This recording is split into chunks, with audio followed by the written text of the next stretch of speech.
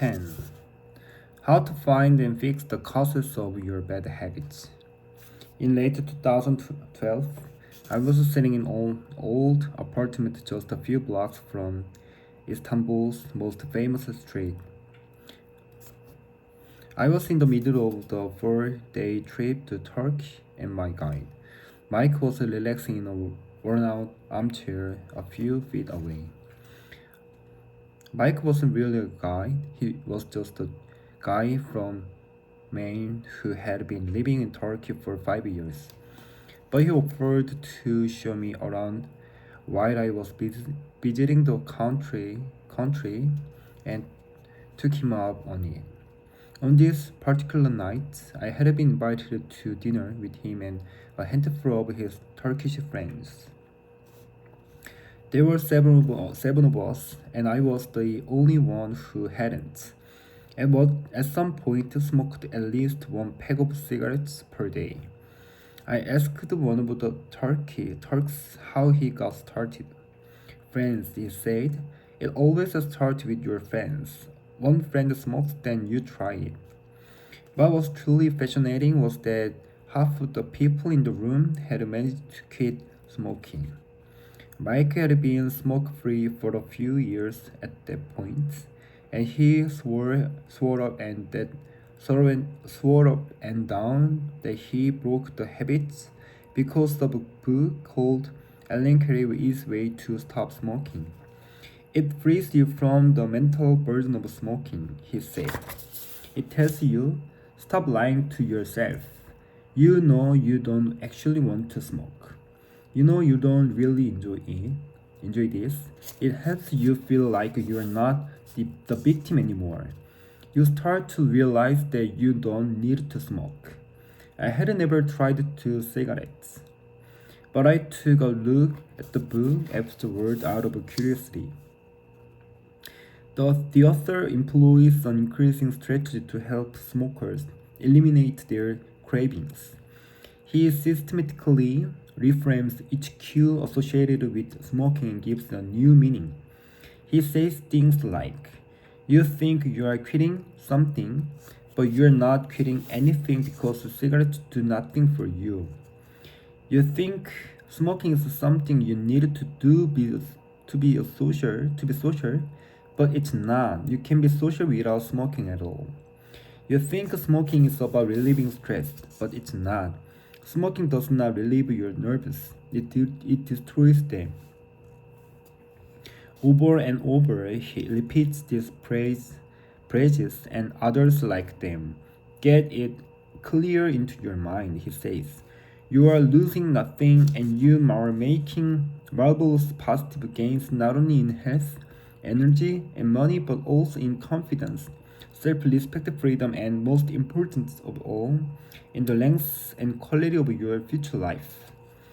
By the time you get to the end of the book, smoking seems like the most ridiculous thing in the world to do. And if you no longer expect smoking to bring you any benefits, you have no reason to smoke. It is an inversion of the two laws of behavior change. Make it unattractive. Now I know this idea might sound overly simplistic. Just change your mind and you can quit smoking. But stick with me for a minute. Where cravings come from? Every behavior has a surface level craving and a deeper underlying motive. I often have a craving that goes something like this. I want to eat tacos. If you were to ask me why I want to eat tacos, I wouldn't say because I needed food to survive. But the truth is, somewhere deep down, I am motivated to eat tacos because I have to eat to survive. The underlying motive is to obtain food and water even if my specific craving is for a taco. Some of our underlying motives include conserve energy, obtain food and water, find love and reproduce, connect and bond with others, win social acceptance and approval, reduce uncertainty, achieve status and prestige. A craving is just a specific manifestation of a deeper underlying motive. Your brain did not evolve with a desire to smoke cigarettes or to check Instagram or to play video games. At a deeper level, you simply want to reduce uncertainty and relieve anxiety, to win social acceptance and approval, or to achieve status. Look at nearly any product that is habit forming, and you will see that it does not create a new motivation, but rather latches onto the underlying motives of human nature. Find love and reproduce using Tinder. Connect and bond with others browsing Facebook. Win social acceptance and approval posting on Instagram. Reduce uncertainty searching on Google. Achieve status and prestige playing video games. Your habits are modern day solutions to ancient desires, new versions of old vices. The underlying motives behind human behavior maintain the same. The specific habits we perform differ based on the period of history. Here's the powerful part. There are many different ways to address the same underlying motive. One person might learn to reduce stress by smoking a cigarette. Another person learns to ease their anxiety by going for a run. Your current habits are not necessarily the best way to solve the problems you face. They are just the methods you learned to use. Once you associate a situation with the problem you need to solve, you keep coming back to it. Habits are all about associations. These associations determine whether we predict a habit to be worth repeating or not. Habits are all about associations. These associations determine whether we predict a habit to be worth repeating or not. As we covered in our discussion, the first law, your brain is continually absorbing information and noticing cues in the environment. Every time you perceive a cue, your brain learns a simulation and makes the prediction about what to do in the next moment. Cue. You notice that the stove is hot. Prediction. If I touch it, I will get burned, so I should avoid touching it. Q. You see that the traffic light turned green. Prediction. If I step on the gas, I will make it safely through the intersection and get closer to my destination. So I should step on the gas. You see a cue categorized based on past experience and determine the appropriate response.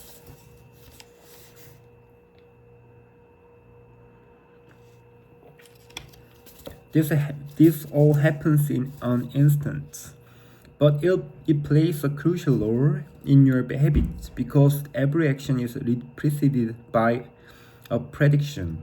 Life feels reactive, but it is actually predictive.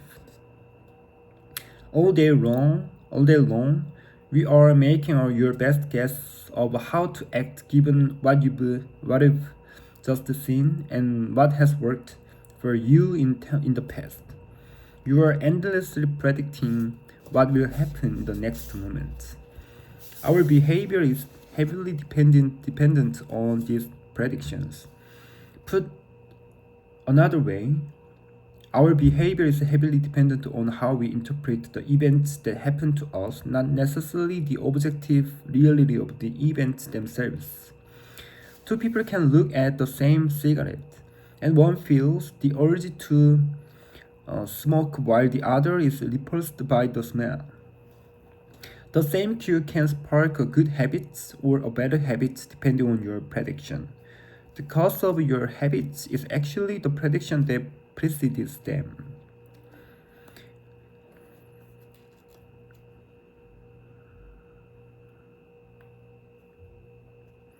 These predictions lead to feelings, which is how we typically describe a craving. A feeling, a desire, an urge. Feelings and emotions transform the cues we perceive and the predictions we make into a signal that we can apply. They help explain what we are currently sensing. For instance, whether or not you realize it, you are noticing how warm or cold you feel right now. If the temperature drops by 1 degree, you probably won't do anything. If the temperature drops 10 degrees, however, you will feel cold and put on another layer of clothing. Feeling cold was the signal that prompted you to act. You have been sensing the cues the entire time, but it is only when you predict that you would be better off in a different state that you take action. A craving is the sense that something is missing. It is the desire to change your internal state. When the temperature falls, there is a gap between what your body is currently sensing and what it wants to be sensing. This gap between your current state and your desired state provides a reason to act. Desire is the difference between where you are now and where you want to be in the future. Even the tiniest action is tinged with the motivation to feel differently than you do in the moment. When you binge eat or light up or browse social media, what you really want is not a potato chip or cigarette, a bunch of likes. What you really want is to feel different. Your feelings and emotions tell us whether to hold steady in our current state or to make a change. They help us decide the best course of action. Neurologists have discovered that when emotions and feelings are impaired, we actually lose the ability to make decisions. We have no signal of what to pursue and what to avoid. As the neuroscientist,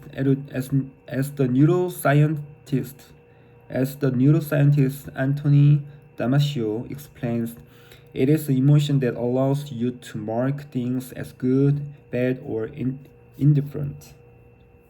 To summarize, the specific cravings you feel and habits you perform are really an attempt to address your fundamental underlying motives. Whenever a habit successfully addresses a motive, you develop a craving to do it again. In time, you learn to predict that checking social media will help you feel beloved, and that watching YouTube will allow you to forget your fears. Habits are attractive when we associate them with positive feelings, and we can use this insight to our advantage rather than to our deterrent.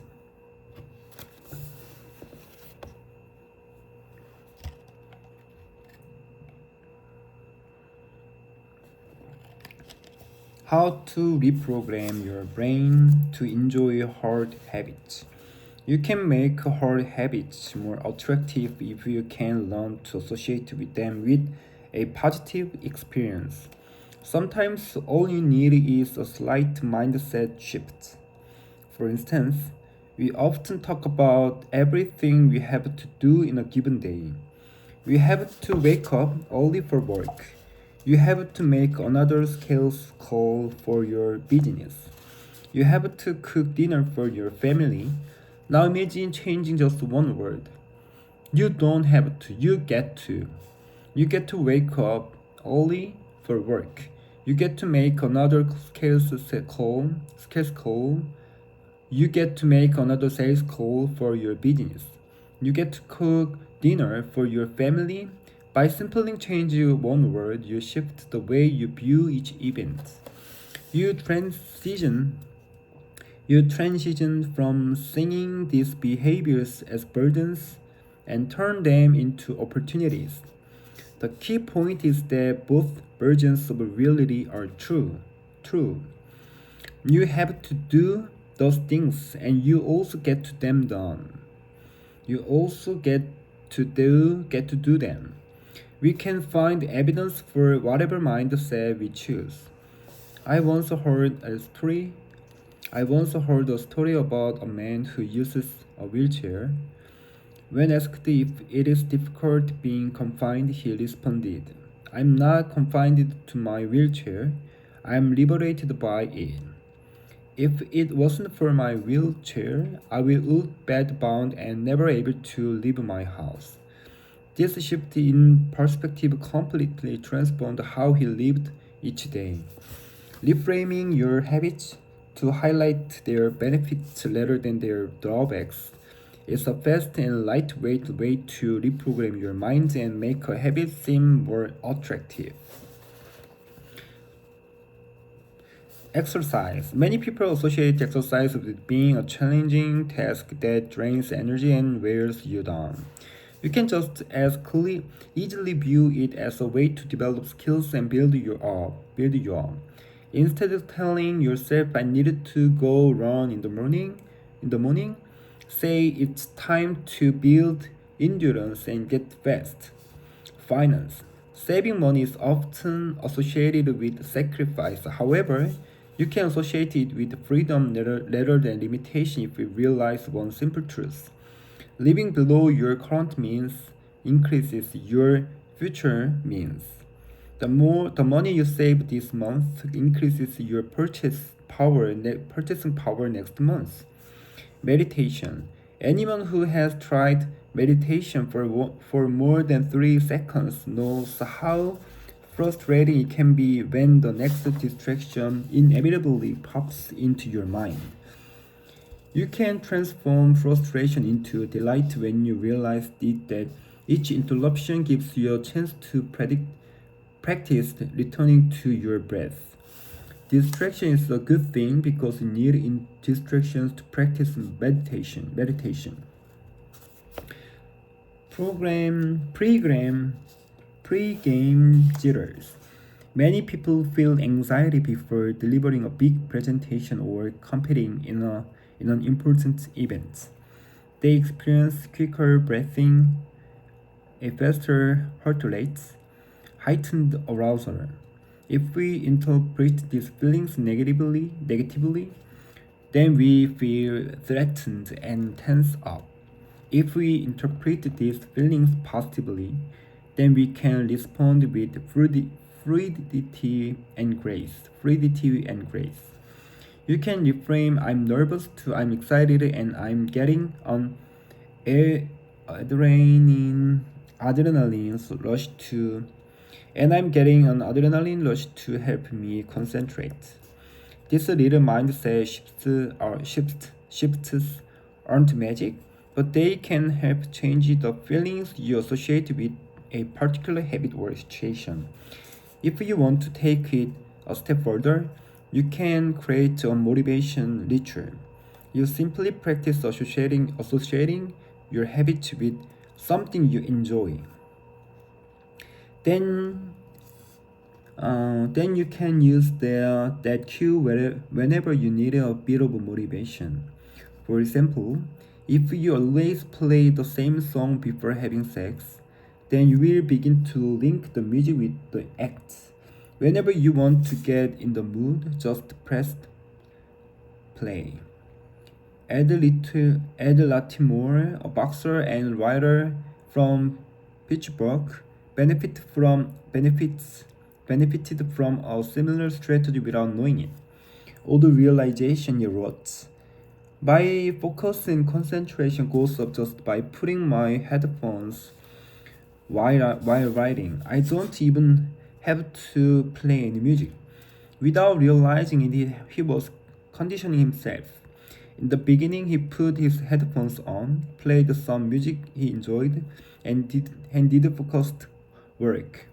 After doing it 5, 10, 20 times, putting his headphones on became a cue he automatically associated with increased focus. The craving followed naturally. Athletes use similar strategies to get themselves in the mindset to perform. However, during my baseball career, I developed a specific ritual of stretching and throwing before each game.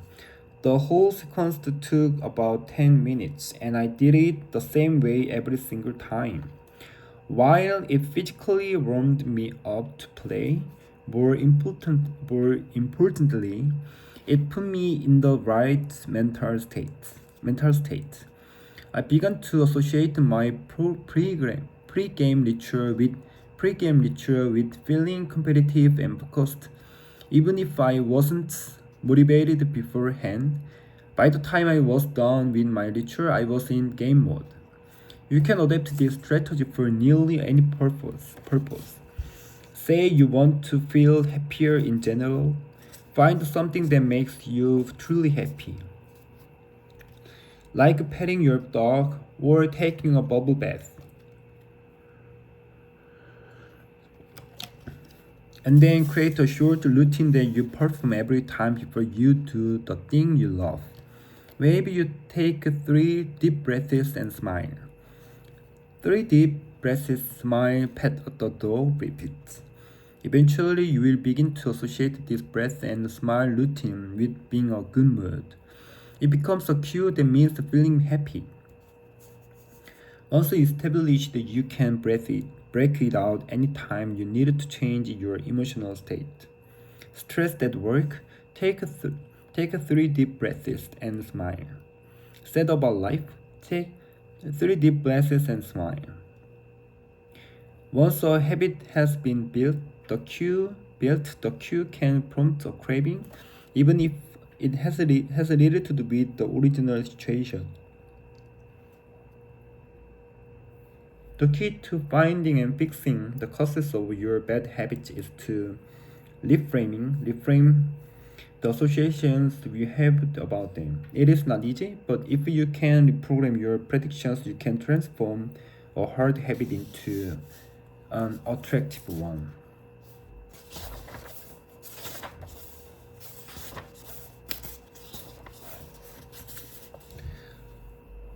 Walk slowly but never backward.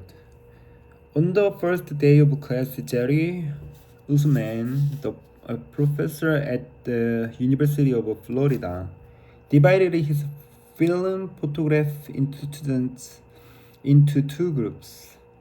Everyone on the left side of the classroom, he explained, would be the quantity group.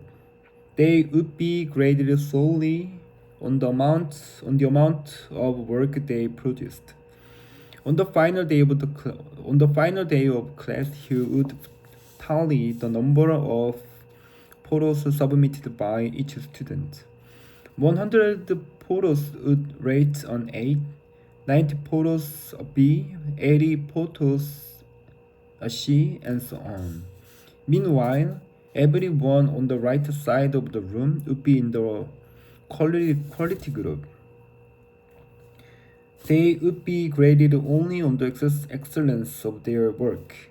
They would only need to produce 1 photo during the semester, but to get an A, it had to be a nearly perfect image. At the end of the term, he was surprised to find that all the best photos were produced by the quantity group. During the semester, these students were busy taking photos, experimenting with composition and lighting, testing out various methods in the dark room, and learning from their mistakes. In the process of creating hundreds of photos, they honed their skills.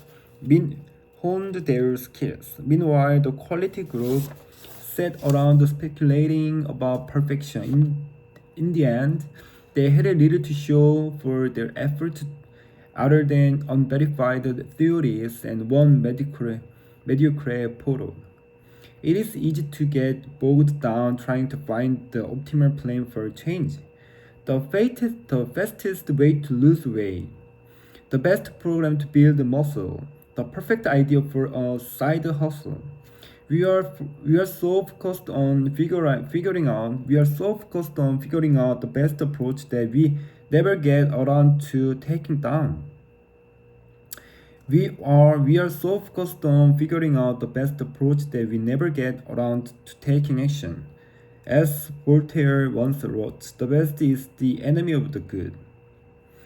I refer to this as the different as I refer to this as the difference between being in motion and taking action. The two ideas sound similar, but they are not the same. When you are in motion, you are planning and strategizing and learning. Those are all good things, but they don't produce a result. Action, on the other hand, is the type of behavior that will deliver an outcome. If I outline 20 ideas for articles I want to write, that's motion. If I actually sit down and write an article, that's action. If I search for a better diet plan and read a few books on the topic, that's motion. If I actually eat a healthy meal, that's action. If I search for a better diet plan and read a few books on the topic, that's motion. If I actually eat a healthy meal, that's action. Sometimes motion is useful, but it will never produce an outcome by itself. It doesn't matter how many times you go talk to the personal trainer, the motion will never get you in shape. Only the action of working out will get the result you are looking to achieve. If motion doesn't lead to results, why do we do it? Sometimes we do it because we actually need to plan or learn more. But more often than not, we do it because motion allows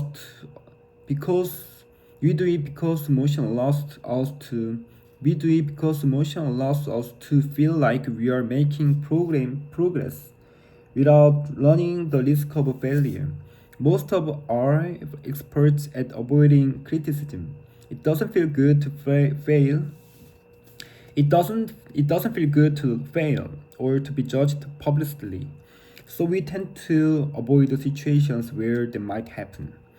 And that's the biggest reason why you slip into motion rather than taking action. You want to delay failure. It's easy to be in motion and convince yourself that you are still making progress. You think, I've got conversations going with for potential clients right now. This is good. We are moving in the right direction. Or I brainstormed some ideas for that book I want to write. This is coming together. Motion makes you feel like you're getting things done, but really you are just preparing to get something done.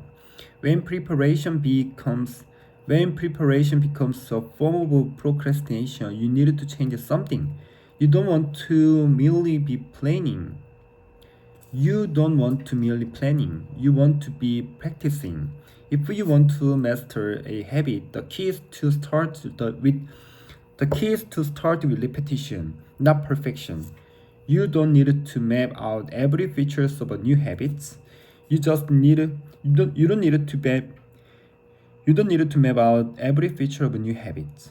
You just need to practice it. This is the first takeaway of the third law. You can need to get your reps in.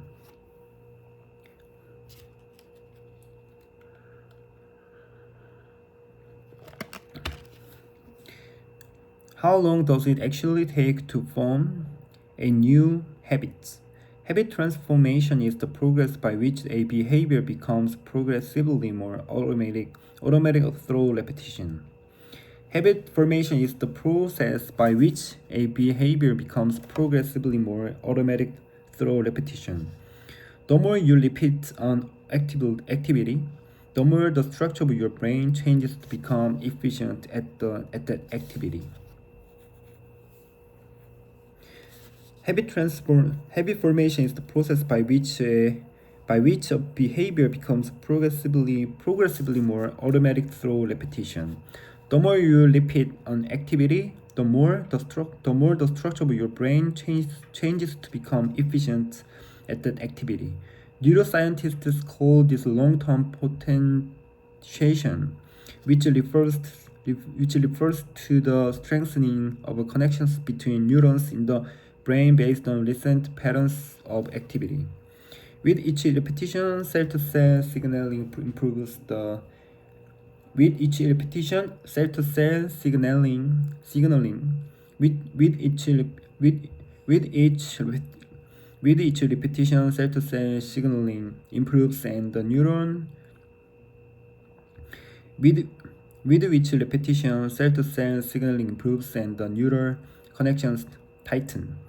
First described by neuropsychologist Donald Hebb in 1949,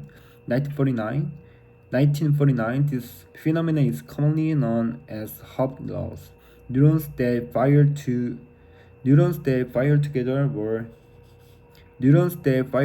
wire together.